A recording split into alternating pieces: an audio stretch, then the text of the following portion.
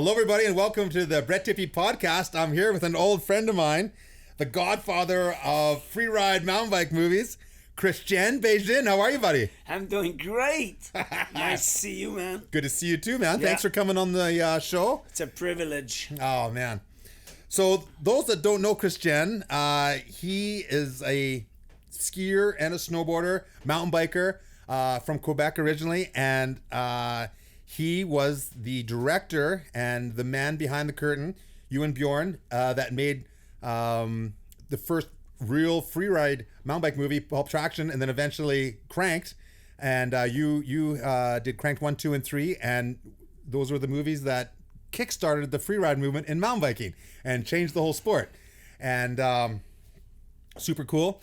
And it's it's an honor to be here with the filmmaker and director, editor like you. And it's you changed my life, and I'm stoked to have this history with you with these amazing movies back in the day. It was fun. It was fun and innocent. We didn't know. No idea. We had no idea what we were doing. Like, no idea. It was fun. Yeah. Yeah, it was like we just did, what we thought it was going to look good on camera, but also we knew what we were doing because we used to film snowboarding and skiing. So a lot of people don't realize if they see the moment. The movie, The Moment? The Moment, because of the history of the freeride movement that Darcy Terrain made. They touched the subject a little bit about snowboarding and skiing, but not really a lot, and that was very important in the way that we shot and the way that the riders, like the mountain biker and the snowboard, like the mountain bikers were snowboarders and skiers. So they knew how to descend those big steep line, and we knew how to shoot it to make it look good. Because when you shoot a line in snowboarding and skiing, you have to shoot from another mountain to make it look steep. But it is steep, but if you shoot from the bottom, it could be 70-degree steep, but it won't look steep. So we knew what to do. It takes away from the effect. Yeah, exactly. So because of that, because of the experience of skiing, filming skiing and snowboarding, we related that to mountain biking when we started shooting Kranked or Pulp Traction. The Pulp Traction was really the start because we got a bunch of film from Greg Stump. We went to Kamloops, and that's when we started filming the lines. And then that was the big opener for, the freeride movement somehow was the big opener, but really and then we got more sophisticated when we made Kranked. We knew what we were doing better when we made Kranked. So Kranked was all sorry. No problem. Excuse you. Some people say Kranked 1, but we didn't know there would be a Kranked 2. So it says Kranked because Kranked, yeah. It was Kranked. And then they did Kranked 2 and 3 and 4, and then Bjorn, you went on other things after 3, Kranked 3. Yeah, I was done after 3, and really, actually, I was done really after 2, and Bjorn did an amazing job on Kranked 3 because I was out of juice. I didn't really want to do Kranked 3. I was out. I couldn't do it anymore. I really need a break. And Bjorn really... Bjorn and Stu McKay-Smith came up with that whole concept of the video game and all that. I kind of directed with Bjorn Kranked 3 and put it together, and Bjorn did some segment also. He edited some segment. It was really a big collaboration on both ends, but I was really at that point I was not into it. Yeah, and Bjorn did an amazing job on Kranked 3, actually. Well, you put your heart and soul into it, and so much time and effort, and chewing fingernails. I know you've probably gone through a lot of fingernails. You like to chew your fingernails me when you're thinking too hard about things, but definitely, no, I can see that. So let's go back in time before this all happened. Yeah. Let's talk about your history quickly. You came from Quebec. And I know you filmed a little bit of mountain biking out there. No, with I some did. Of your I did. I'm saying you did. Yeah. So I was a mountain bike racer in Quebec back in early 80s. We were like probably 10 guys in the whole city of Quebec and the surrounding that had mountain bikes back then. So we're a really, really small group of guys that had mountain bikes. I had a Gary Fisher Monterey, and a few guys at mountain bike was really new. So, and then I started filming mountain biking back east, back in Quebec, and skiing and snowboarding. I made some short film. I probably made about 4 short film before I moved out west. Yeah. You know, but all like cheap VHS, like really like those big cameras that you put the tape in. Yeah. You know that? You remember that? Yeah, the size of a suitcase. Yeah, exactly. Yeah, you put the tape right in the camera, the VHS tape. That you put in the machine to play. Yeah, exactly. Yeah, they were huge. That's how we started, you know, and then I took that, and then I moved out west, and then thing got going for me pretty good when I moved to Rossland, and then I met Bill Heath and Bill Heath was making a lot Warren of Miller. Warren he Miller was the guy filming footage. for Warren Miller. Yeah, yeah, that's right. Yeah. A lot of people might know his brother Dave Heath as well, who was a photographer. Yeah, photographer from Whitewater. Yeah, yeah. So before I met Bill, I had a little video camera called an i8.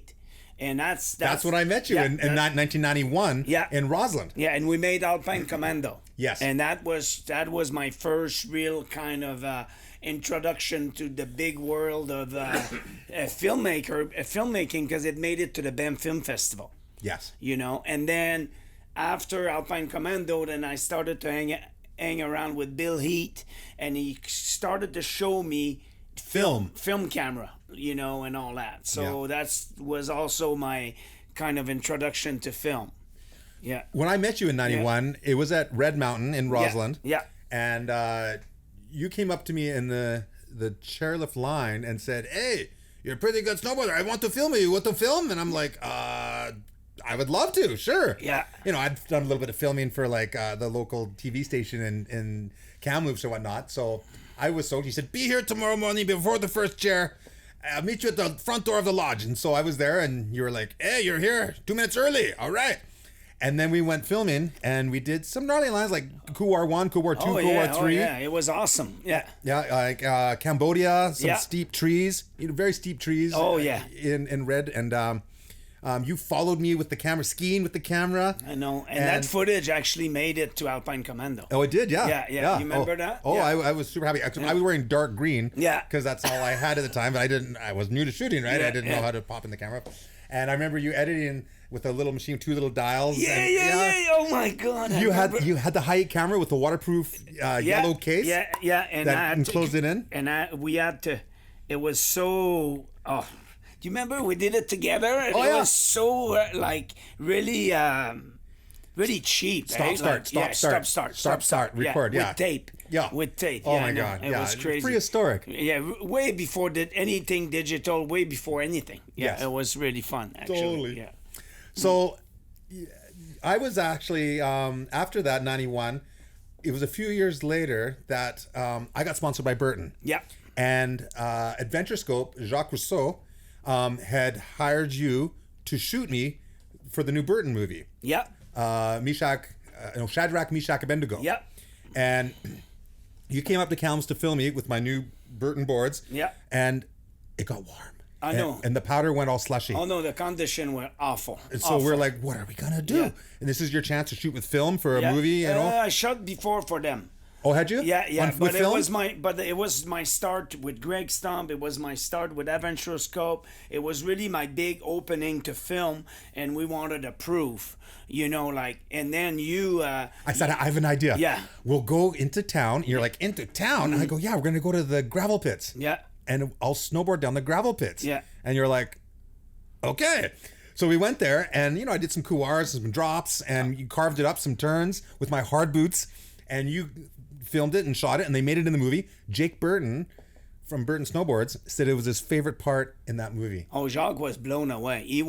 They were stoked because it was different from anybody else. Yeah. So really, it was actually the start of the Todd Pit. Yeah. For me. Todd Pitt and Kamloops. Yeah, exactly. Todd Pitt and Kamloops, that totally. Yeah. And then after that and it was really, and it made into the film. That was 1994 that I got sponsored by Burton, and it was the winter of 94 that we shot that. And so then in 95, Locomotion. We did Yeah. Locomotion. Yeah. Did some snowboarding down in the backcountry, Whistler backcountry. In Whistler, yeah, you did some big lines there. Oh, I did some big lines, yeah. With your buddy there, Dave Summers. Dave Summers, yeah. Yeah, we did CC's Couloir, which is like one of the gnarlier lines on Blackcomb, and it was wild. Yeah. And skiing with Johnny Foon and oh no, it was a pretty bunch of the guys. Yeah.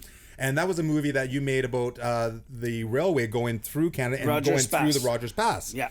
And you had like snow ghosts in there, some creative stuff. Oh yeah, and it told a story like a documentary. Yeah, it was documentary style. One of the first one actually. They made and Leslie Anthony made an amazing article in Powder Magazine, 7 pages on that, and that really kicked off my career. Yeah, like Locomotion was a big, well received Banff Film Festival World Tour, and it was really one of the first film back then that was really. Out there, like documentary, it was not a ski porn. It was different. Yeah. And made everybody involved were really stoked because it kind of almost became a cult movie. And you can actually watch Locomotion right now. It's the 25th anniversary. If you go to the Mountain Life website and you dial Locomotion, you can watch the film for free. Well, you haven't been able to see it up until now. because it was VHS tape. Yeah. Yeah. And so now it's online. Yeah, it's online. Yeah. That's awesome. Yeah, it brought back a lot of memories watching that. Mm. So then in 95, I remember being at Blackcomb at the end of the day in Merlin's, and Greg Stump came up, hey, how's the happiest guy in sports? And I'm like, oh, good, are you? High five. Yeah. And he goes, hey, I'm making a mountain bike movie, and I need someone who can do a 360. Do you know someone who can do a 360? And I said, yeah, my buddy Richie Schley can do one on a BMX. I'm sure he could do one on a mountain bike. Yeah. And he's like, okay, thanks. And so that was like... that was 95.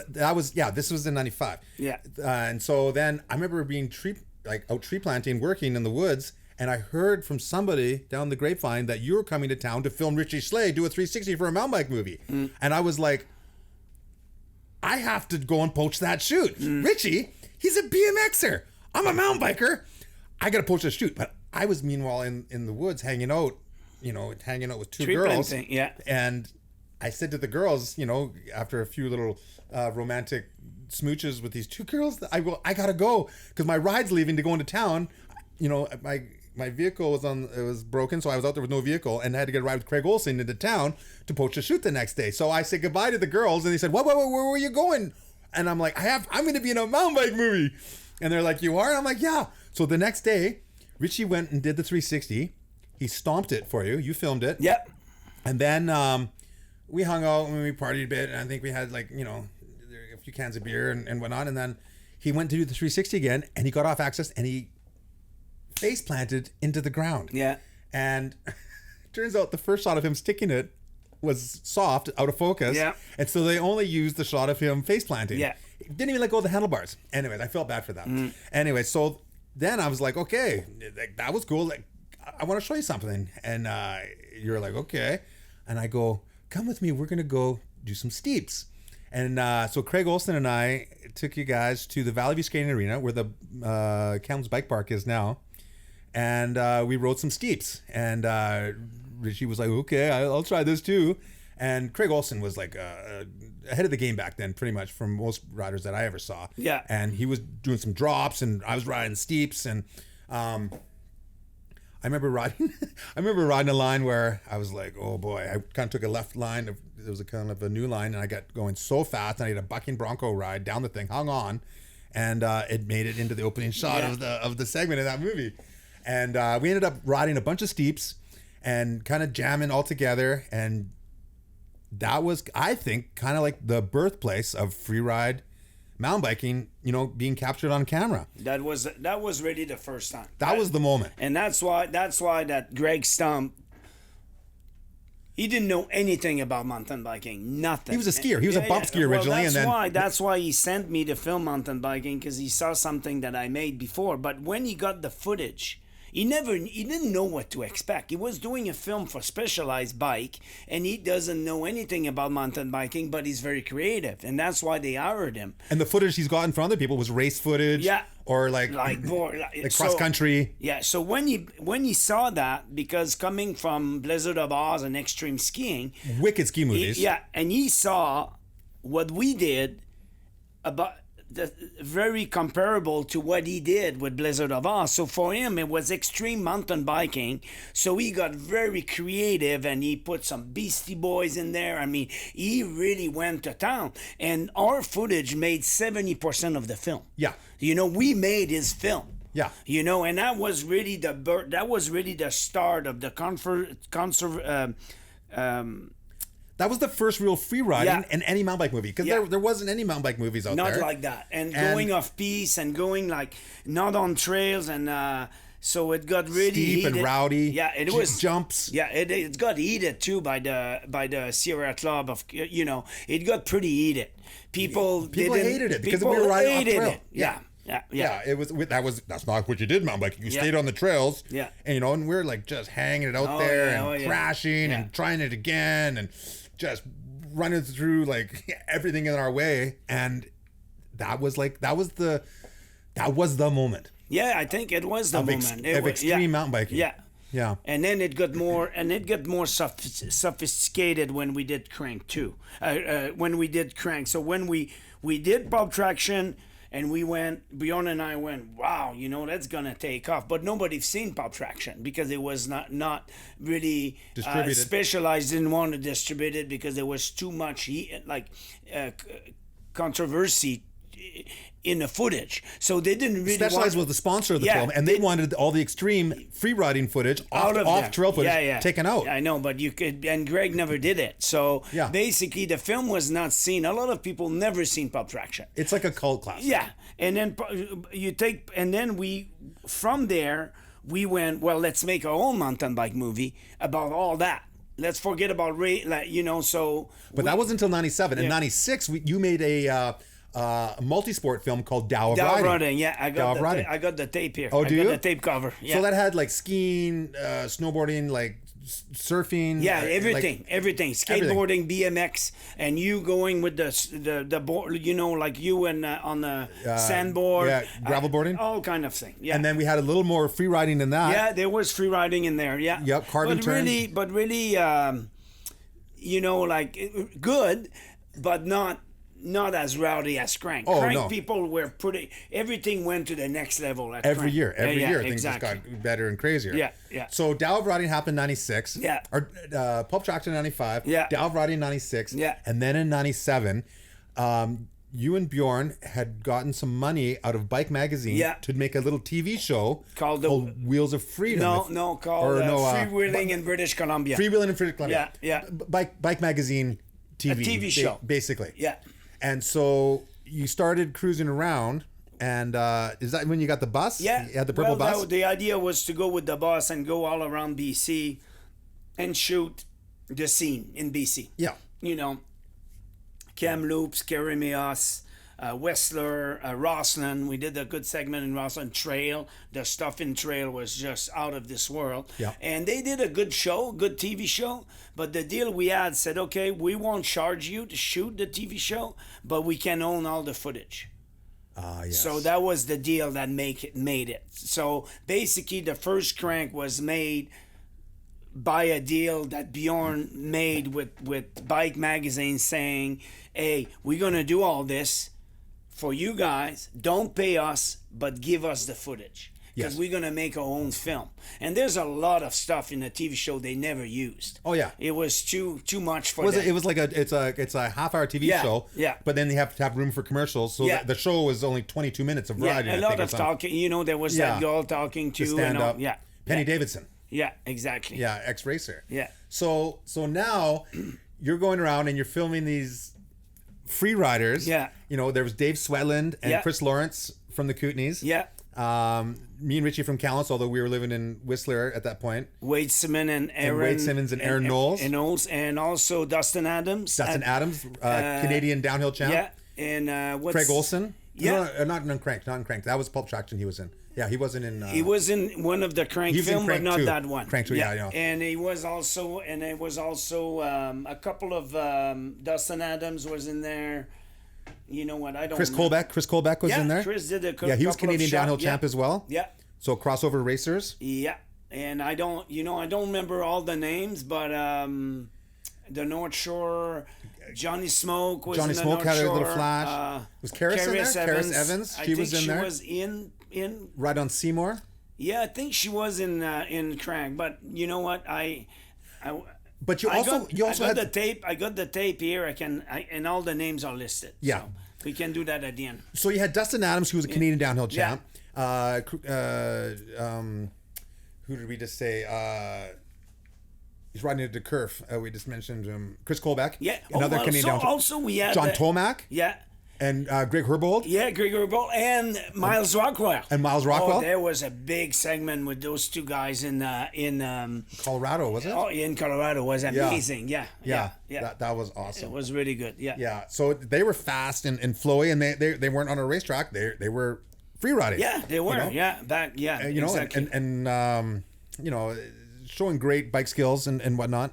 Actually, Greg Herbold, American guy, big racer, legend. He was really stoked about the scene. He liked it. Yeah. A lot of guys didn't like it at the beginning. A lot of racer didn't really get it, just at the start. Yeah. You know what I mean? You remember going to some premiere and but it caught on. But at the beginning, they go, "What is that?" Oh, Brian Lopes also was in the first Crank. And Sean Palmer, actually, you filmed Sean Palmer hitting some dirt jumps. Palmer wasn't there. No, wasn't he? Not in the first film. Oh, that was Crank 2. Yeah, I don't remember, but Palmer wasn't there. Oh yeah, that was Crank 2. He had a few dirt jumps in there. But for sure, Lopes was in there. Yeah. Yeah. Oh, cool! Yeah. Wow. So this was making waves, kind of freaking people out. Much like, Pulp Traction, set some people off, and same with Kranked. It wasn't fully accepted yet. People in the industry didn't know what this was all about, and they're kind of frowned upon it because it was new, and who are these crazy guys, and, riding off trail. Trying to get sponsorship for this was tough because, you'd go down to the trade show to Interbike, and, there's no iPhones at the time or whatnot. You guys were cruising around with a TV and a VCR. With actually the trailer. With the trailer. Yeah, and that's how we got Rocky on board and Marizocchi. Marizocchi was a big player because Bryson Martin loved, he saw it. He went, you know what, this is where it's going. I remember when I showed it to him in the back, and I bugged him the whole weekend, and he didn't have any time for me. He didn't, he's a busy guy. He was with the Bomber Girl, and he was doing really well. He was a big player. When the Bomber came out, it was the shock. It was like, so he was busy. And then at one point he said, "Okay, man, I'm going to give you 5 minutes if you leave me alone." And I said, "Okay, I got to show you something." And then I put that in a tape recorder in a VHS inside, and we put it in, and right away he went, "Holy shit. Yeah. This is where it's going. That's where mountain bike is going, and I'm going to help you guys." And so he went to see Rocky Mountain. He went to see everybody that he was dealing with, and he said, "You need to sponsor that film." And also another guy that got it right away is Greg Fox. Greg Fox got it right away. And he said, "This is where mountain biking is going. We're going to sell your film. We're going to..." They distributed it. Yeah, they distributed it. They were making Terra Firma. They were making actually a dirt bike movie. Yeah. And I remember when he saw the trailer, he goes, "Oh my God, this is gonna be it." And everybody was kind of talking about what was gonna happen when the film was coming. Nobody knew how we were gonna put the film together and all that. And when the film came out at the premiere, that's when really the industry went, "Wow, mountain bike just changed."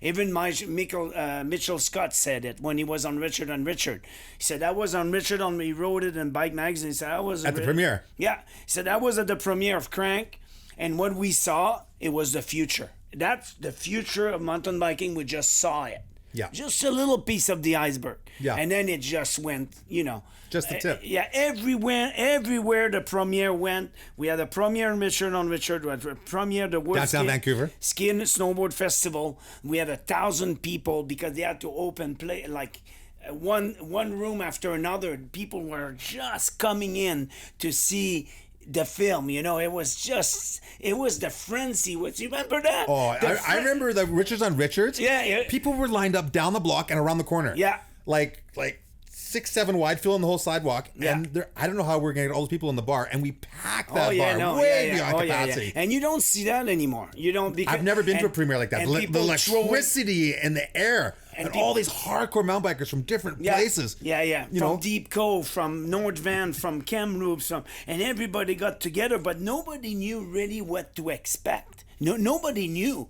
And then when the first shot comes, the helmet cam in trail and the big the guitar riffs. The guitar from the song Censor. Yeah, Censor. People just went crazy. Do you remember that? Oh yeah. And throwing stuff and yelling the whole film. People were screaming. It was like a rock concert. It felt like being at a rock. I've never been to a premiere like that ever since. Yeah. For any sport and anything. No, it was really mind blowing. We were witnessing something that Leslie Anthony also was there, and he said you'll never see that again. I don't think. I mean, you probably see that again. Probably was like that when Greg Stump made Blizzard of Oz. Yeah. But it was, which was like the real pioneering extreme skiing. Free skiing, extreme skiing they used to call it back then. But were you in Whistler, the Whistler Snowboard Festival when we had the premiere of Crank? Were you there? No, I don't think so. It was crazy also, like everywhere. Then it got shown in Rossland and then Nelson, and every place we toured with the film was crazy. Yeah. And that was back in the days where the only way to see a film was a film premiere, and then you bought the VHS tape. Yeah. But the way to promote the VHS tape was to do premiere. Yeah. And you don't see that anymore. Everything's online now. Yeah. No, you don't. I mean, you do have film premiere still, but really, really tame now. And not tame because the film are not good. It's just it doesn't have the same anticipation. Yeah, of actually going, wow, have you heard about that film? And it was all the hype was built because nobody's seen it online. Everyone's pumped. Yeah. And there's a few little leaks there, maybe some photos and the word of mouth. Yeah, totally. It was really something. You know, I try to explain that to my kids, and they don't really, I'm not saying they don't get it, but now it's so easy. Can I see it? Oh yeah, here, see it. Yeah. But back then you couldn't.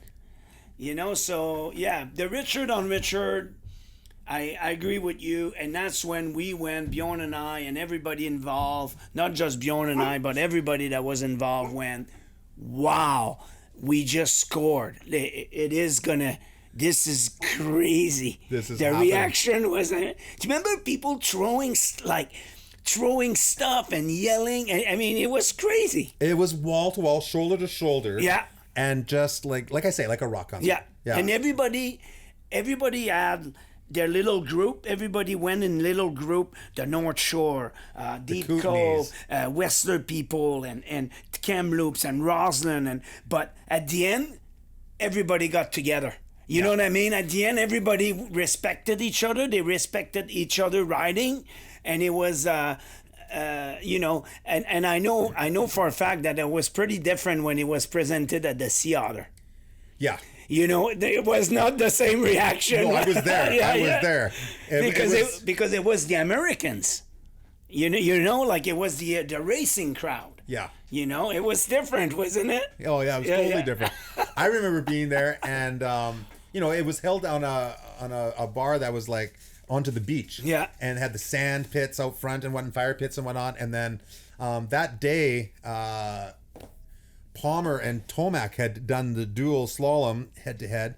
And I think it was Tomac that won that day. Yeah. Or was it Palmer? No, Palmer. Palmer won. Anyways, he was there. And after the movie premiered, there were people dancing and whatnot and partying and stuff. And he had someone put an afro on him, from the Froriders, and he's partying away with an afro on. And I'm sitting there going, this is rad. Oh, wow, that was pretty cool. Yeah, that was pretty yeah. cool. But not like the electric atmosphere of Richards on Richards in Vancouver when it hit. No. Yeah. So Kranked 1 was a success. It broke open the world to free riding. Yeah. And then, New World Disorder started a few years after with Derek Westerlund. Yep. And then all these other mountain bike movies, you know, Yep. the Collective and various different movies, and all the edits and shredits and Oh, the camera work got better. Like Derek brought the whole thing in he made a different film, which was really smart on his part. Derek Westerland with Freeride. He just New World went. Disorder. Yeah, New World Disorder. Sorry, and he took. You know, like Cowan, which was a BMX guy. So he turned it into jumps and tricks and, you know, like very different in what we were doing. I think he saw something and then he kept going and bigger and with Bender, you know, it just got into a different direction. Yeah. Big budget, big music. And he took over basically. And then other people came along, the Collective, which was very different music, different edit, different, you know, so everybody got creative, you know, like, and the bikes got better, the riders got better. You learned what worked and what didn't, you know? I think the industry changed, you know, not just because of the film, but also the riders were doing bigger lines and bigger thing, and actually it made the industry change. Like the bikes, how many bikes did we break? Did you guys break? So basically it changed all of them except from 1983 to O'Hara. But it did change the industry in terms of bikes. The bikes got better. They had to be. Yeah, they had to get better. So basically it kind of created an appeal for, you know, obviously cinema appeal, but I will say also that it changed the technology of bikes. Yeah. You know, like dual suspension got better, like, you know, disc brakes came on. Yeah, exactly. And, you know, like we had, like, we're lucky to have, you know, and I did Pulp Traction.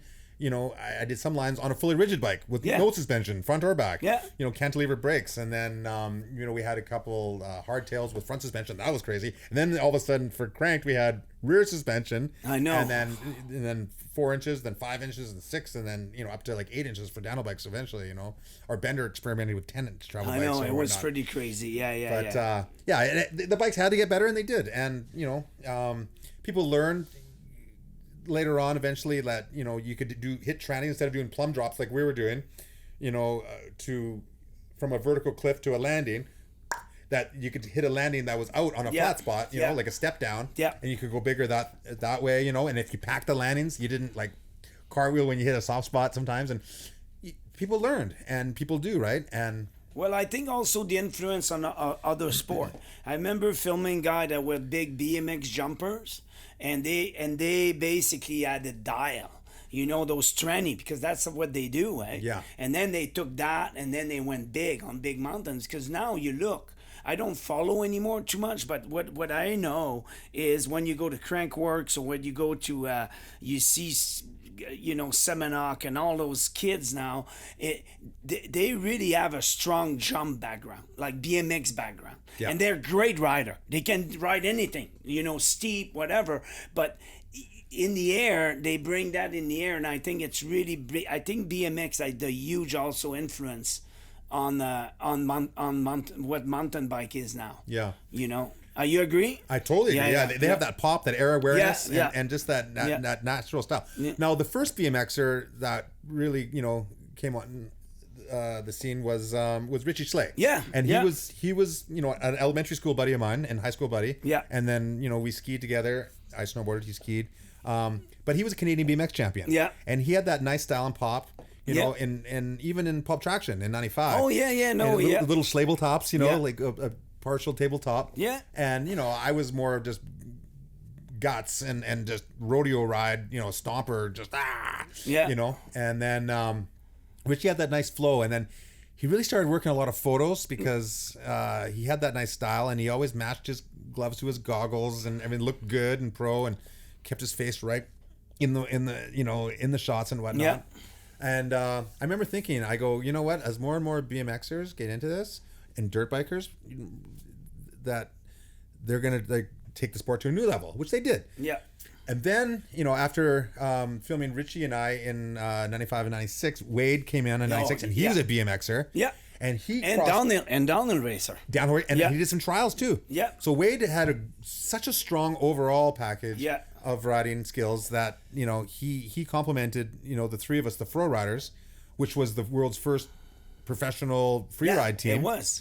We were the first guys paid not to race. Yeah. And I actually remember hearing an article written by someone from an auto magazine that called us Richie Schley, the professional, Wade Simmons, the natural, and Brett Tippie, the rock star. That's which mag? He was from an auto mag, but he was doing it for a Euro mountain bike magazine. The article, anyways, I thought that was very fitting. But you guys also complemented each other very well.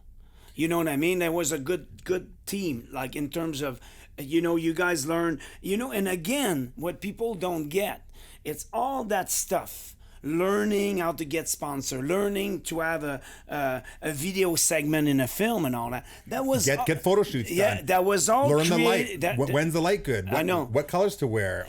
All those little details. But that was all coming from skiing and snowboarding, and people don't realize that there was already existing in snowboarding. Craig Kelly invented that. Craig Kelly came on board with snowboarding, and he goes to Burton, I want to get paid when I do a film segment. I want to get paid every time I go. I want a photo incentive. I want this, I want that.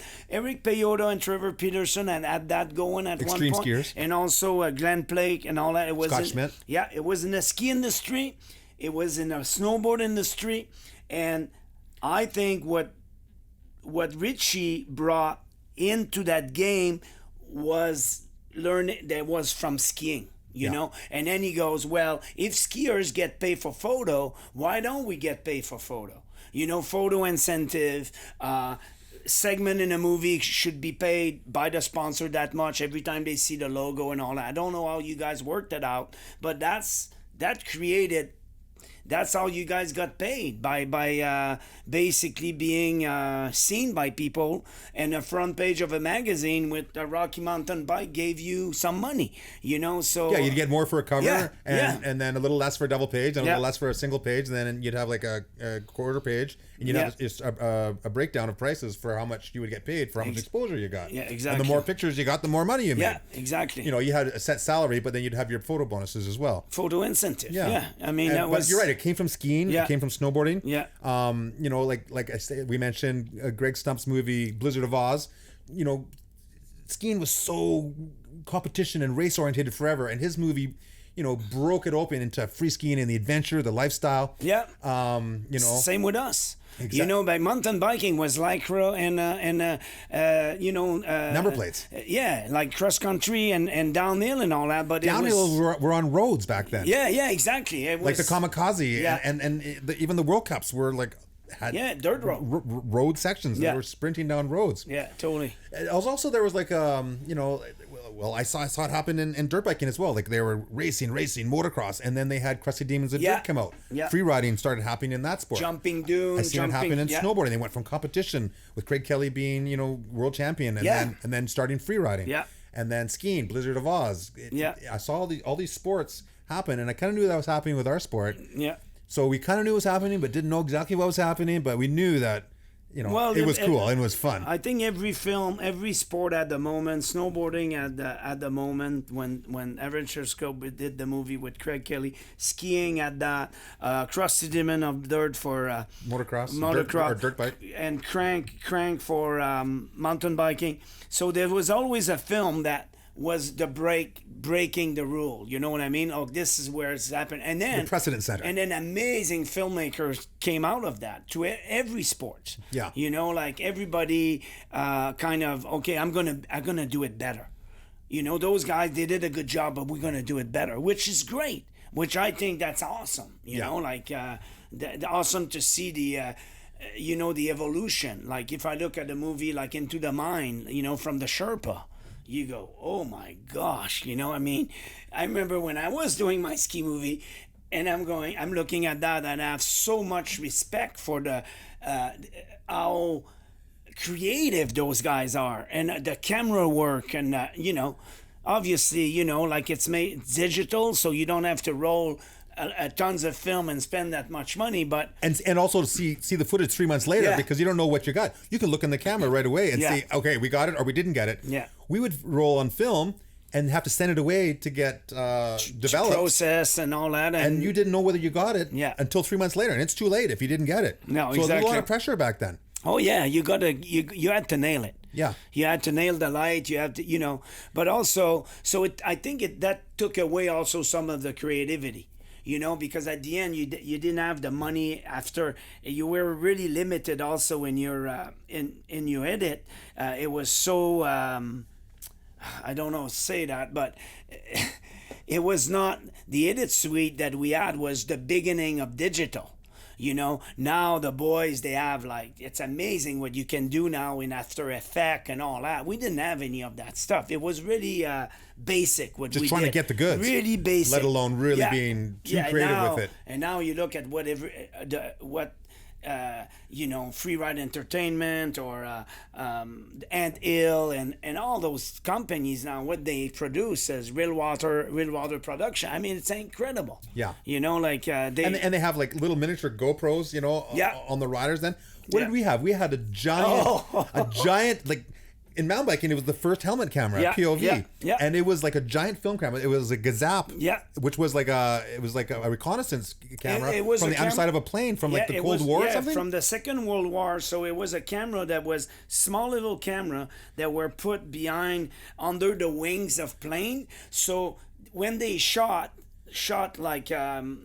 rounds of ammunition, so every time they trigger, they could see where the round was going. So at third of the day, they come back and they study how effective is the machine gun and and that was an army military camera. Yeah. So we used it on the helmet. On the helmet, it was with pretty a cartridge. heavy. How much do you think the helmet weighed? I weighed it the other day 20 pounds. 20 pounds on our heads, on our necks, on your neck with the battery and everything. Yeah. And I think also, if you look back, Crank wouldn't be Crank without the helmet cam. It wouldn't be the same. No, the helmet cam put people into the seat of a mountain biker. Yeah. And everybody after that used it. Everybody. Yeah. And that's great. And then it got smaller and smaller and smaller. And then you can still see POV on any mountain bike movie. There will be POV or follow cam. Yeah. Following someone. Yeah. Yeah. Yeah. But they don't weigh 20 pounds now. Yeah, exactly. It was so gnarly. No one wanted to wear it because it was so sketchy to ride a gnarly line with that heavy camera. The Depression Dome. The Depression Dome? Oh, yeah. Why did they call it the Depression Dome? Oh. Because you weren't getting filmed if you were wearing the Depression Dome. And Schley never wear the thing. Oh, it's too heavy for me. You remember that? His neck was too small. You were an amazing, and I don't know if you remember, then we came up with a salary for you guys to wear it at the end because... Me and Chris Lawrence. Because you made a point. You go, well, I'm not being filmed, so why should I film? I'm a filmmaker. I'm wearing a camera. Then we gave you guys a day rate. Yep, that's right. I know that was good. Yeah, no, it was good. Every dollar helped back then. Yeah. Oh. Yeah, totally. Yeah. And you know what's funny about the camera is when you put it on, you hit the switch, and it was like a little switch from like a light switch, at your grandma's house, and it was so loud. Oh. Yeah. And you're like, okay, it's go time. Yeah. When you put that thing on. Oh, and you remember I used to make an X. Okay. We used to make an X on the film to see if the film was rolling. Oh, okay. Sometimes it didn't work. We take it out and go, it didn't work. Because those cartridges were very flimsy, and then you got to do it again. Yeah. Oh, my God. Oh, yeah. Oh, I remember. Oh. So, Kranked was filmed, in BC. It was a BC homegrown product. Then in Crank 2, we started traveling, doing road trips. Yeah. And, taking it international and riding cool, exciting, exotic locations. Well, exotic to us because, we weren't from there. Yeah. So that was cool. And, I remember... it was hard. Crank 2 was hard to make. Because Trails from the Crypt. Crank 2, Trails from the Crypt. It was great. Rich, a lot of people love Crank 2. But the problem is how do you match the first one? Yeah. It was so difficult for us. You know, I remember Bjorn and I going, you know, oh my God, you know, because the music we had for Crank 1 was a miracle. Andrew Mitchell was the music supervisor, and dude, he got Offspring, he got Incubus, he got Censor. I mean, you cannot get any of those bands right now. Like, it will cost you a fortune. But back then, they wanted to be involved in it. So Crank 2 was also a challenge because we had to match, you know, somehow the music, the footage. Crank 2 was different, you know, and that's what you want. You want to make, but it didn't have the bang that Crank had. You know, of course, it's the first one. You know, I mean, so, you know, and you guys were sponsored. You guys made money. Everybody wanted a piece of the pie. You know, then the K2 team came, Chris Lawrence, Elodie Brown, and Dave Swellen. And Dave, and it was awesome. It was really the pie was endless. You know, there was money in the sport. Yeah, coming into it. Yeah. People were switching the money from racing and putting it into free riding. Yeah, exactly.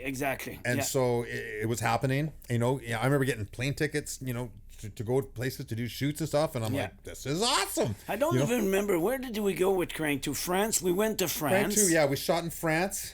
And Crank 2, I remember going up to Farwell Canyon. In the state? Yeah, Farwell Canyon. For myself, was like a little bit of north of Kamloops on the road to Farwell Canyon. But that segment is... And then Farwell Canyon, Was it in Crank 3 or Farwell Canyon? No, Crank 2. You sure it's Crank 2? Oh, that was something else. Yeah.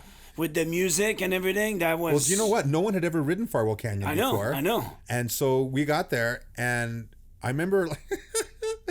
I remember hiking to the top, and then you hiked to the top with us. Yeah. And then you're like, okay, I'm going to go to the bottom and get an angle from the bottom. Yeah. And so I stayed up there with Berger and Richie. But you had the helmet cam, too. I had the helmet cam. Yeah. And so you hiked down, and I felt so bad.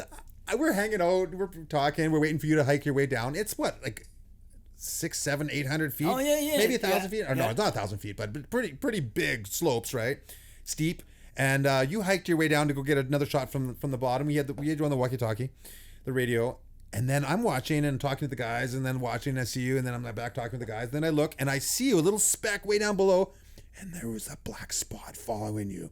And it was getting closer and closer, and I'm like, oh my God, there's a bear following Christian. No. There's a bear following Christian. Give me the radio. And I just grabbed the radio, and I'm like, Christian, there's a bear following you. Go for the river. And you ran into the river, and like, then you stopped. And you're like, you know, I don't know if you were like up to your knees or whatever in the river. And then you turned around and you're standing, and the speck came right up to the river edge and stopped. And I'm like, he's having a standoff with the bear. Christian's going to fight the bear. What's going on down there? We're squinting, trying to see what's going on. And everyone's all freaking out. And then you came over the radio. Tippie, it's my freaking dog, you idiot. Oh, that was my... Oh, my God. You don't remember that? No. Oh, my God. I felt so bad. And I'm like, I didn't know that was his dog. That is funny. I don't remember that. Oh, my God. Anyway, so I remember riding off the top. I was actually the first person to ride Farwell Canyon from the top. Yeah. And so I did a line down the middle. We called it Martini Madness. And then I went back up and I did a line to the far right. And I did it, filming it. And then I went back and did it again with the helmet camera. And that shot made it into the movie. A few shots carving down these. Oh yeah, but a lot of shots made it in the film. Like, a lot of helmet nailed it. Like we were shooting also like from far away. From far away. So there was you, Wade, and Richie. No, it was just me and Richie. Oh yeah, okay. But Richie never rode it from the top. Richie wasn't comfortable with riding it off the top, and he rode it from like he rode some of the shoots from like, you know, halfway down. Yeah. And I kind of rubbed that in my buddy's face because we've always been competitive, you know. But he had some great shots doing the shoots, but I was the only one to do it from the top. Oh, Richie. How would you describe the relationship between me and Richie? Like just like a couple brothers, hate and love. Oh yeah. You know, battling and hate love relationship, like two brothers, like always poking at each other. You know, and then you throw me in the mix, and it was like a shit show. You know what I mean? Like, we called you Napoleon. Yeah.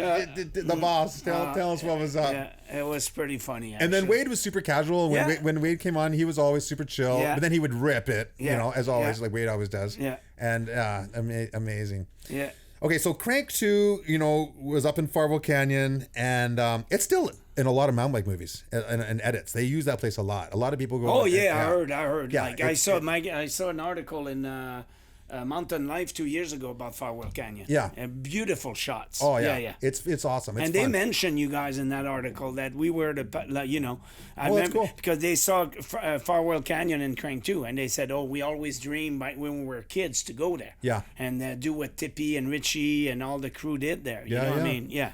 Yeah, we had Berger shooting photos, and Tom Erickson was shooting with you as well. I think Tom was there. Yeah, you're right. Yeah, there was. Yeah, that was cool. So then Kranked 3 happened. Yeah. Ride Against the Machine. Yeah. Right. And there's the poster there. Yeah. And that had, they had North Shore in it, but they had some good North Shore. I think you had Thomas in there by now. Thomas Vanderham came in for that one. He was the kid putting money in the video game, but I don't think he was in the movie. Oh, no? No. I thought he had a POV shot with the helmet camera. But I don't. But it had, some North Shore rippers, yeah. some Kamloops rippers, of course, and the list of riders is. But in Kranked 2, though, we forget Dan Cohen in Kranked 2 that was doing those super skinny. In Kranked 2, when they were wearing the clown costume, it was called a circus. Oh yes. And dude, the stuff that those guys were doing in Kranked 2 was unreal. Yeah. Even Wade Simmons wouldn't touch that stuff. Nobody would. Dangerous Dan. Yeah, Dangerous Dan. Yeah, he was nuts. No, it was incredible. He got off on the skinnies and the high skinnies and whatnot. Yeah. But in Kranked 3, then you had Elodie Brown and Elke Brutzart and Marla Streb. Yeah. You had a women's segment. That's Bjorn idea. That was Bjorn and his girlfriend Joanna. That they came up with that idea and they did the edit and everything, and that was great. It was all shot in the desert. Lisa and all Scher. that. Yeah. We had a lot of people in Kranked 3. Like, people made one shot, and they made it in the film. Well, who have we got here? We got Elodie Brown, Elke Brutzart, Eric Carter, Dean Collinridge. Who else do we have? Can you see? Yeah. Lewis King. They had the British crew. Mark Ducey, Lewis King, Ryan Leach, Brian Loeb, Dangerous Momo, Chris O'Driscoll, Steve Pete, Miles Rockwell, Richie Schley, Andrew Chandro, Lisa Shear, Wade Simmons, Damien Skeleton, Maria Streb, the Superheroes, Dave Swetland, Fabrice Taillefer, Eddie Tongue, Brett Tippie, Dave Watson, and a gaggle of others. We had a lot of guys. A lot of riders. Yeah. I really like the British segment. They were sending it. Had a crazy job on that film. Oh well, that was one of the first big shoots big gap in Utah. Big gap, yeah. Yeah, Utah. Yeah. And didn't he crash the first time and made it the second? No, he slipped a pedal, but he rode it out or something. It was incredible. One of the big gap of the time. And I don't know if you remember too. And that's when we started going in exile. We did the Turkey segment, which was unbelievable. I don't know if you remember. It was incredible. I remember everything about Turkey. But also Peru with Dave Swetland and Ryan Leach? Ryan Leach and Dean Collingridge was incredible. The trail they rode, the way it was filmed with the background of the mountain, the music. They also hang out with some kids. It was pretty cool. Yeah. It was that's when Crank started to be we needed to make something different. Yeah. And that was really different. Go to some new places. Yeah. Yeah. And guys, we're starting to jump off roof. Yeah. You remember the that? Superheroes? And also Gareth Dyer. Yeah. Signs, Jim Patterson signs. And, it was getting urban at that point. We're starting to get urban a bit. Yeah, that's right. That's right. Yeah. Yeah, super cool. So, they had the video game theme, with young Thomas. And then you had, like, an international it was really international. Cast of riders. Yeah. And the segment, I don't know if you remember, there was a segment that Bjorn filmed with Brad McGregor in Inland of those guys whisking. I think the King it was Eddie Tongue. It was incredible. Yeah, they were doing Lewis that. King. Yeah, they were doing that stuff. I don't know if you remember, but it was really the drops onto the beach. Yeah. They had those big drops. They heard them sideways. Yeah, and really. and then doing some kind of fat airs. very progressive at that point. And a few dirt jumpers, like boosting. Yeah. Like popping big. Yeah, that was cool. I really enjoyed that segment. Yeah. Yeah, the lady segment, the British segment. You know, it was cool to see some racers like Eric Carter and Steve Pete in there. Yeah. You know, just ripping a few lines. Oh, they you know? were doing. Yeah, they were. Yeah. They were. And Brian Lopes, obviously, there was some good dirt jump in there too. Tell us about Dave Swetland, coming from the Coonies, you know, from Rossland, and he was so good, like on his skis, On the edge. on his board, Oh yeah, everything. on his bike, Everything. on the dirt bike. Yeah. Like he was just. It was a round and climber. You should have seen him. That guy was an amazing climber. Well, he was built like a climber. Yeah, build, rip. Yeah, like thin and agile. Yeah, exactly. And ripped. And him and Chris made a very good team. Well, Chris Lawrence used to be the downhill Canadian champ. Yeah, he was Canadian champ. Yeah. Once or twice? Once, I think. Once, If I remember, once. But Chris Lawrence was a really good, like, technical rider. And, you know, and at that point, when Kranked 3 was there, Kranked 3 was started to be going big air. And that's when I think Chris and Dave were not big air guy. They were kind of fading away a little bit from that because of how big the stuff was getting. Yeah. And those guys were a bit older too. Yeah. But Dave Swetland was very exciting to watch because he was always on the edge. Yeah. I don't know if you remember. Drifting the tires. And almost making it, but making it. Yeah. You know, almost not making it, but making it. Yeah, exactly. Yeah. No, I love riding with that guy and watching him shoot. Yeah. Yeah, I remember actually, you know, the biggest I ever went in my life was filming for Kranked 3, and with the rope, I measured out 25 feet down is the biggest I went. Biggest I ever landed. I remember in Lillooet, eh? In Lillooet, yeah. A 25-foot drop, and I landed it on an RM6, and I was like, that's about as big as I want to go. Yeah, exactly. You know what I mean? I've tried bigger, but I've crashed. Yeah. You know, and you know, then Wade did the road gap in Mexico, jumping over the. I don't think I was there. Was it in Crank? No. Yeah. But Crank 4 maybe. Oh yeah, that was Crank 4 then. Yeah. So things were getting bigger, getting rowdier. Oh yeah. You know. But also Derek at that point. The New World Disorder had started by Crank 3. That was the New World Disorder 1. Yeah, he kind of took over more in New World Disorder 2. That's when stuff was really starting to get big. Yeah. And they were, you know, they had Bender in there. I mean, it was starting to get like, wow. Yeah. Stuff are getting really big now. Yeah. You know, and. Did you know that Bender, actually I have the forks at home. Bender did the jaw drop. Yeah. Which is like a 50 foot drop on my Marzocchi Monster Tees. Oh, wow. Because he'd gone to council with Derek and then gone filming, and he folded the forks he had. I don't know what they were. They were some other brand.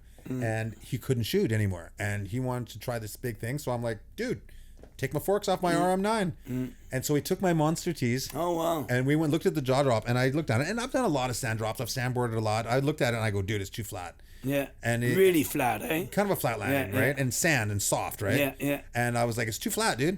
And then Western's like, dude, he's doing things you don't know about yet. And he's like, he's doing 1,000 push-ups a day. He's got this. And I was like, okay. I haven't seen this before. And so, sure enough, he was doing things that we hadn't seen before. He was doing 225, 32 foot drop, like big, and landed some. But then he went for the jaw drop. I know. And like, he has this power word that he say right before you do a crazy thing.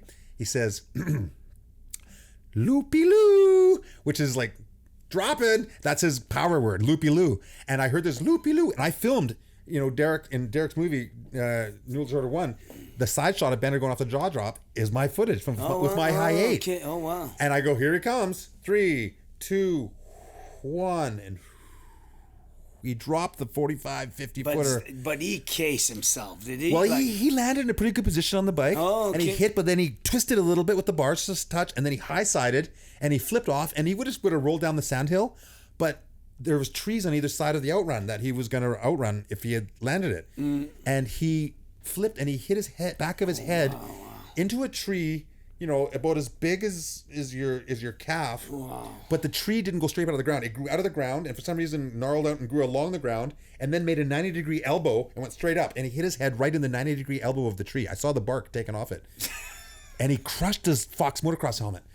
It saved his life. And so we had to go down there, and I had to hold his head for 45 minutes to the ambulance to get there. and I was cramping, in case his neck and his back was damaged. Oh and my I was God! holding him. I didn't know that. And there's story. blood coming out of everywhere, and he was in and out of it, and I held him there for 45 minutes waiting for the ambulance, and then they took him away on a spine board, and we're like, oh my God. So we took the bike back to the place, and then we went to the hospital to visit him, and we got to the emergency room, and all the beds were open except for Bender's bed, and it had a white shroud all around it. And we're like looking at each other like, oh my goodness, what is going to happen here? And we get closer, and then we hear the nurse go, all right, Bender, we're gonna have to reapply that IV you ripped out again. We're like, oh my God. We walked in, there he was fine. No, he was rattled. He hit his head really hard. Of course. But yeah. just a solid Very little warrior. lucky. Yeah. He went and hit it a couple more times the next summer. Oh my God. Or 3 times. 2 or 3 times? 2 times for sure. Stuck it. No. Oh. Never stuck it. Oh. And then he finally said, I guess it's too flat. And I was like, I knew it was too flat. Oh my gosh. But hats off to him for going. But people come down on him for crashing a lot, but he stuck a lot of stuff too, Yeah, and exactly. then the New World Disorder movies just kept getting bigger and badder and better and move forward in through time and whatnot. So I know. Yeah. It's cool to see, and it wouldn't have happened unless there was a spark somewhere, right? Yeah, no, it was awesome to be part of that. It's funny because I got young kids and, not young anymore, 14, and, Joe was 11, and they get it, but they don't. You know what I mean? Of your part in the mountain bike. Yeah, I mean, they do get, you or any of my friend that old, like, for them, we're old, eh? Yeah. You know what I mean? And they, we don't realize we're old because, you see yourself in the mirror every day brushing your teeth and you're like, that's just me. But we are old. Yeah. And Joe, he knows. But they don't understand how influential he was. They saw the moment. They know how many film I made. They know my story. But for them, they can relate to that time. You know what I mean? Kids don't relate that far. In time, like they respect and they go. It's like us thinking about the 50s. Oh yeah, my dad did this, right? my dad did that, but whatever. It's normal for them. Yeah. Like it's just like you know what I mean? Yeah, totally. Yeah. Wow. But it was fun for us and we never expected that, and that's what I really stoked about. We were innocent. And as I said to Derek Westerland, he made an interview with me about his next movie. I said, we were lucky. We were at the right place at the right time. And we were not better than anybody else. We were just at the right place at the right time. Anybody else could have done it. I think, but we were there. Like we did it. Actually did it. We were the first one. Yeah. I mean, that's it. Someone had to get it on camera. Yeah, exactly. Yeah. And somebody had to ride it. Someone had to ride it. So, I know a lot of people go, oh, I can do that. I'm way better mountain biker than Tippie, or I'm a way better skier than Richie. I should be in film. Well, you're not. Yeah. You know what I mean? Like that. You weren't there. You weren't up there. Yeah, exactly. Yeah, you had to leave the tree planting camp and hitchhike into town and make it happen. Exactly. Or you had to knock on the door at Greg's Stump at 11 o'clock at night and say, where's my film, man? I'm going to Nepal. Give me my film. And he, and when I came back from there, he saw my footage, and that's how it got started. But you need to go and get it, like you don't get that by sitting and not wanted it. You know what I mean? You gotta want it. Yeah. So yeah, totally. I remember when Adventuroscope Jacques, my first big assignment for filming Brian Savard and a bunch of Euro pro snowboarder in South America. So he phoned me and he goes, I need somebody to go shoot in South America. And he said, you speak Spanish, do you? Oh, yeah. Just say yes and deal with it later. Yeah, exactly. Of course I speak Spanish. So that was my first big assignment. And then Berger, I was with Berger. I met Berger for my first time at the Eric airport. Berger, famous photographer. Berger, yeah. So we meet at the airport. He doesn't really know me. And he said, and he was a big snowboard photographer for Transworld Snowboarding. He was senior photographer for senior. Transworld Snowboard and magazine. Brian Savard was a huge name in K2 rider. Yeah. Yeah. So we we meet each other at the airport, and he goes, okay, you're Quebecois, yeah, Quebecois, you too, yeah. We start, and Jacques speak really highly of you because of the footage of the sand I made with you. Oh yeah, sandboarding. And that's how I got the South America gig. And then Berger said, "So you gonna be the translator?" I said, "Yeah, I don't speak Spanish." And he just looked at me because Jacques told him, "Oh, don't worry, you got a guy that speaks Spanish with you." You got to do what you got to do. And then I came back, and it was amazing footage. And then it's really kind of kick start for me. And then I end up working a lot with Craig Kelly. Yeah. At that point. Yeah. It was pretty fun. Snowboard legend. Oh, legend. Yeah. Yeah. In Craig we trust. Yeah. Yeah. Yeah. Wow. I know, crazy. So, this kickstarted, your career, the sport of freeriding, but your career, and if you've gone on to do, film segments in many different sports. Yeah. And then you've done commercials and whatnot. And to go on with your story, then you actually was a partner with Beat Steiner and Peter the Swede in a heli ski operation, one of the best, the Bella Coola heli sports. Yeah, but that was also because of a film shoot. Oh, was it? Yeah, because the whole Bella Coola thing started. Swede, I was working with Swede a lot when I was filming skiing and snowboarding. Swede was my safety guy. Yeah. And Beat was actually... He's like a fully qualified mountain guide. Yeah. So he was my the safety. So when we guys dropped in a big line with the helicopter and all that, he deals with all that. I deal with the camera, I deal with my shot, and I go, and he actually also pick up if somebody gets injured. Were you doing digital video by then, or still on the phone? No, that was film. Still film? Yeah, that was still with film. a Bolex? No, Bolex camera? Different camera. Okay, camera Aeroflex. Aeroflex. Aeroflex, high speed. Big lens and all that. So Beat, Swede, and I worked a lot together. And when I was after I finished Kranked 3, I got a call from Chris Winter to film. Ed Tarodio made a freeride team with Johnny Foon, Lisa Cortal, Leanne Patterson, Chris Winter, and Chris Ibby. And they wanted me to make a commercial for them. So I wanted to do something very special, and I asked Swede, I said, where do you think we should shoot this? Because we shot all around Whistler and Heli and all that, and we wanted to get out of Whistler. We were starting to have some problem in Whistler because of Whistler really skiing. They didn't want us there anyway. So Swede said, I heard about a place called Bella Coola. Do you have any budget for And how many kilometers north is that's that? Basically, Bella Coola is way north, past Williams Lake. Then you 300, 400 plane, kilometers. Yeah, about that. 400K, I would say 450. Yeah. And then you by plane's an hour and an hour and a half. Okay. By plane from Vancouver. Big snow. Yeah, or big mountain. Like compared to Alaska, it's huge there. Is it still the coastal range? Yeah, and everybody that's been there knows big drop, big mountain. So anyway, I give him some budget to go scouting before we even went there. So he went there. There was an Heli outfit, and then he found the outfit. He found a good pilot, and he went and he took an hour flight to check the mountains. And then he called me from Bella Coola. He said, "Dude, this is it. This is incredible. That's the new." So we went to shoot the Ed Tarodia commercial in Bella Coola. And then it was a huge success.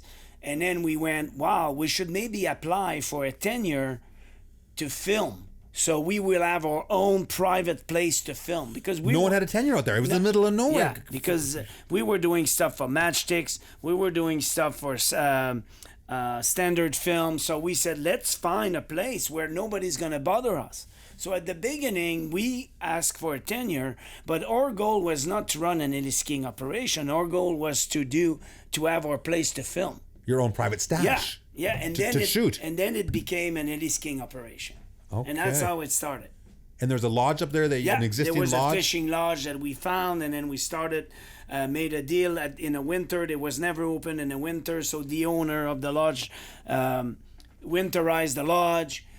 In the winter, then we started bringing people there. At the beginning was all film crew, TGR, Oh man, I mean everybody went there. Like it was All the big dogs. all the big McConkey, Seth Morrison, like everybody, all the big guns went there. So at the first 2-3 years we're really filming, and after that we had guests that people were phoning us. Hey, can we go? Because they see the segment. They and want go, a can piece we of go that. ski there? Yeah. And then that's how really it started.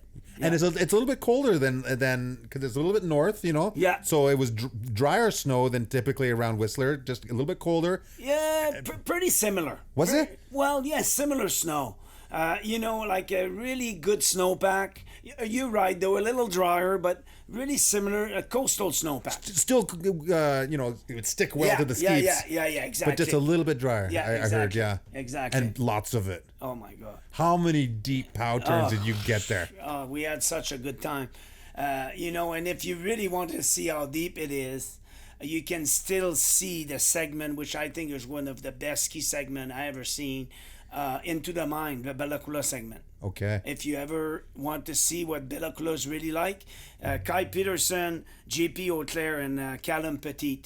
Dude, Legends. have you seen that segment? I have actually, yeah. With the drum, and I mean, it's just It's crazy. powerful. Yeah, exactly. It's powerful. Yeah. Oh wow. Yeah. So you're out of that now. Yeah. And you're moving on in your crazy life. Yeah. And you know, you've been a skier forever, but you started snowboarding as well. Yeah. You've been mountain biking forever. You know, you ride some rowdy stuff yourself. Yeah. And I you, mean, you know, nothing compared to you guys, but I can hold my you know. Yeah, I love riding. Yeah. You're a good BC rider. Yeah. But you're actually super fit. You know, people don't realize that. You know, you got a motor. Like you got some lungs on you. Yeah. And you know, little stubborn attitude. But you love riding. Yeah. But now you're running a business, doing tours and renting e-bikes in Squamish. Yeah. Blazing Saddle Adventure. Blazing Saddles Adventure. Do you remember the movie Blazing Saddles? Yeah, of course. that- yeah. Well, is that the inspiration? It's from the movie. Oh, yeah, I love that movie. Suzanne and I were talking at one point. We were looking for a name. So after I sold Bella Coola Sport, I said, well, I got to do something. And I said, why am I strong at? Oh, well, I'm strong with people. I'm good with tourism because all Heli skiing, you know. And then I said, well, and then I tried an e-bike with Bjorn. And one of his motor e-bike, you know, that his kit that he has, and I just The bolt-on electric it kit. just blew me away, and I kind of and his energy and how stoked he was. I'm going, wow, you know what? I can see the sport of mountain biking. That's 4 years ago, though. I can see the sport of mountain biking really going that way, and I was also checking out what was going on in Europe and all that, and I'm going, you know what? E-bike, that makes sense.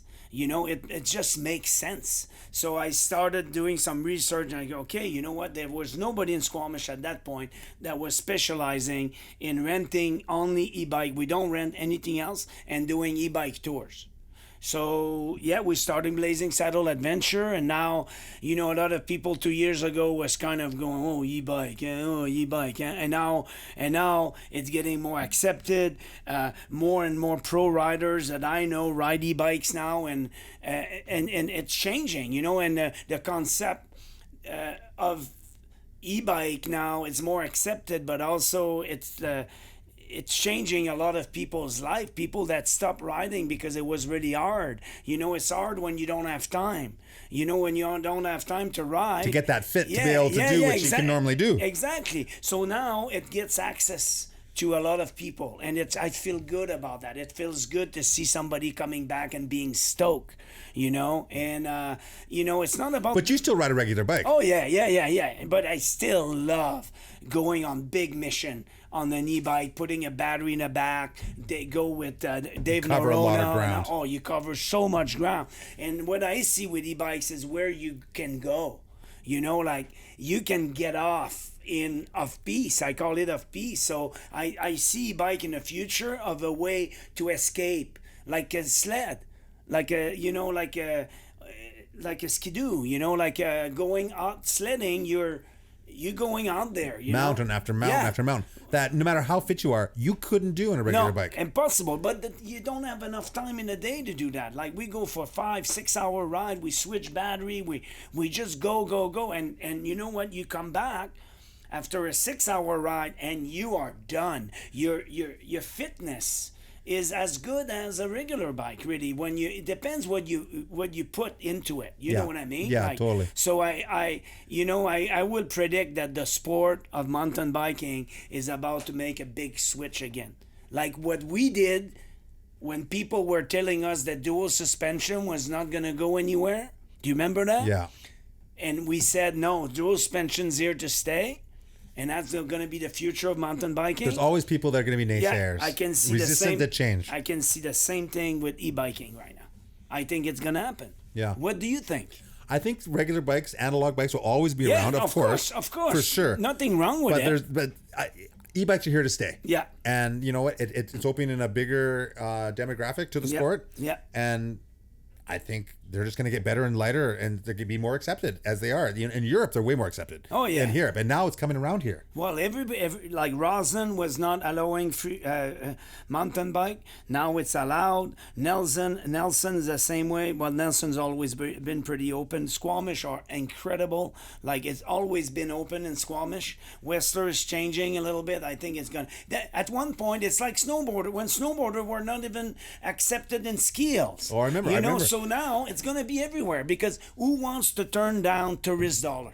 Yeah. You know what I mean? Like it's just the way it is. You know. What about the trail builders? You know, like the best trail builders in Squamish. Yeah. And they're e-bikers too. I know they all e-bike. Like Paddy Big Red Ted. My best buddy Paddy K of Joyride. You know, like Paddy Joyride.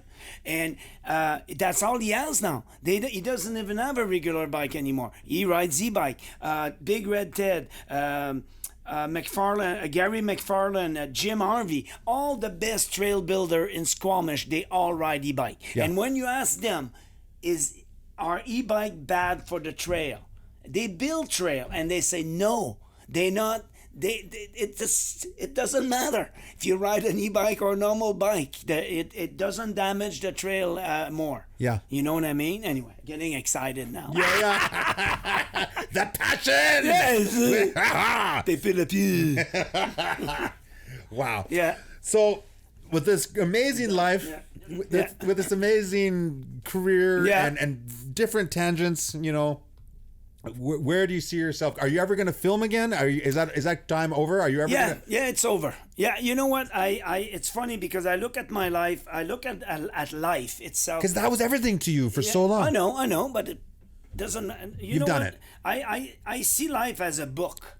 You know, like you have a part of your life, and you know, one of my book in my life was filming. Before that was something else. You know, like. Going skiing in Europe and all that, and then and then that was it. And then Bella Coola came, and then Bella Coola was another book, and then that book's over. And so those books are still in my library on the shelf, but you know what? They're done. That's done. I'll never go back to heli skiing again. You know, like it's over. You know, I mean, I'm never gonna have another. We did that for 20 years, having a heli skiing business. So I sold my company. The page is over. The book is done. It's there. I go. You know what? I've done that. I've done this in filming, which was great. And then I'm in another part of my life now where you know I have more free time. Which is perfect because you have kids. Yeah, I have kids, and also I run my e-bike business in the summer, we start in the spring. We do 6 months a year. We start in March and we finish at the 1st of October. When I say we, I have a partner called Brent McDonald that works with me on that, and he's awesome. And we're both like, I wouldn't say semi-retired, but we have a lot of time. And that business we're not doing that business to grow that business like crazy, just enough so we enjoy ourselves. You know, we have a great time and all that. So that's this chapter right now. There might be another chapter, but I'm not allowed to talk about it right now. Top secret. So there's always chapters. I call them books, actually. Yeah. Yeah. So that's it. That's amazing. Yeah. You know what? I started writing a book. Yeah. So far, I got the pages numbered. Oh, good. Well, it's been quite a book. Yeah. Quite a book. You've changed the world of mountain biking. You've made a lot of people happy. You know, you've helped the technology. I know, but I'm gonna say something. it's funny when people say that you changed the world of mountain biking. We did. We did. You, me, Wade, Richie, all the people involved, Bjorn, Andrew Mitchell, the people that help, and there's always somebody up front, kind of, but it's a team, and without the team, nothing's happened. And and I always say that to people. I was lucky because I was the guy behind the camera. I directed the first film. Bjorn was the producer, and all that. But it was the team that made it happen. It was not just one person. Because without you, without Richie, without the riders, without the cinematographer, without the sponsors, it was all people saw. We all saw the same thing. Everybody. Part of the whole puzzle. Yeah. We all saw the same thing. And if we didn't see the same thing, we would have not succeed. And that's it. Yeah. So that's I'm proud because now we know each other almost for 30 years now, and we're still good buddy, and we go snowboard and sledding together. Every time I see Richie, it's like yesterday. Wade, all my buddies, Chris Lawrence, and all that. Everybody I've been involved with. I don't even in snowboarding and skiing. I really can tell. I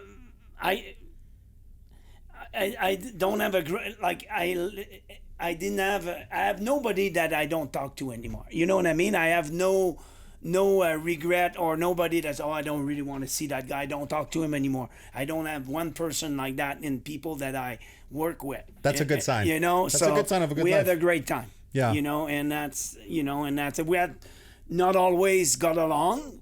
Sometimes there's always differences. There's always differences. You're on the shoot, but you gotta pass that stuff. You gotta, I think when you hold grudge, not good for you. It's not good energy. Not good for you at all. You don't hold grudge. Grudge is like, it's past anyway. Put it on the table, get it over with. Yeah, exactly. Yeah, man, move on. Yeah, move on and because go shredding. It's gone anyway. Yeah, go shredding. Yeah. Want to go shredding next week? Yes. Okay, let's go shredding. Remember the last time we snowboarded together? How deep it was? So deep. Oh, so deep. Ridiculous. Over our heads. Yeah. Over our heads. Yeah, like. Yeah, wiping your goggles like every turn. It's so good.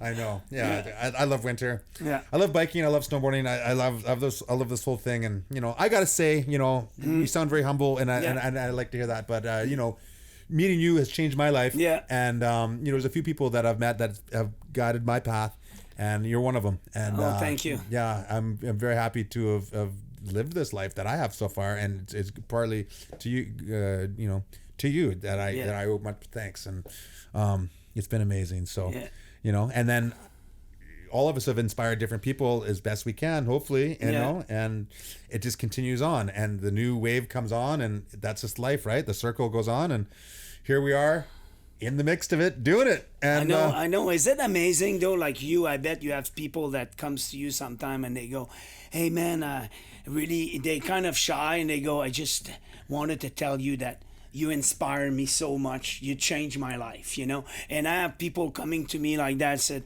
"Dude, your film changed my life. I put Crank every time I went riding, and we put the video awesome. in the machine so much that we broke the tape." Yeah. But I just wanted to tell you that. Yeah, that's cool. That's cool. It's amazing.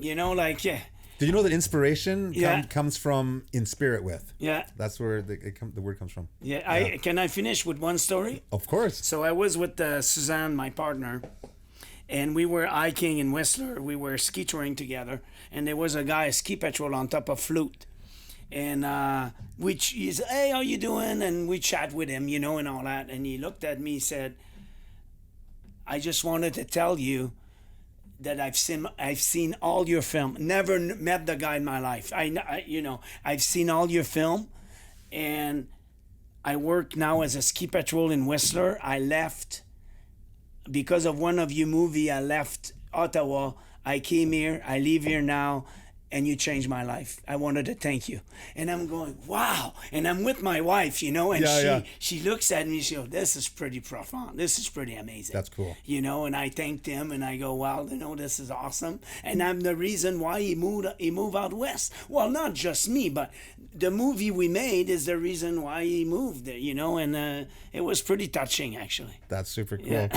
Remember the last time, or the second last time we went shredding together? Yeah. We were driving back, and I got pulled over for speeding. Yeah. And so I'm on the side of the road, and the guy goes, you're doing 120 in a 90 zone? And I go, oh, sorry, I was just trying to get home and take my little girl skiing. He's like, uh-huh. Out sledding?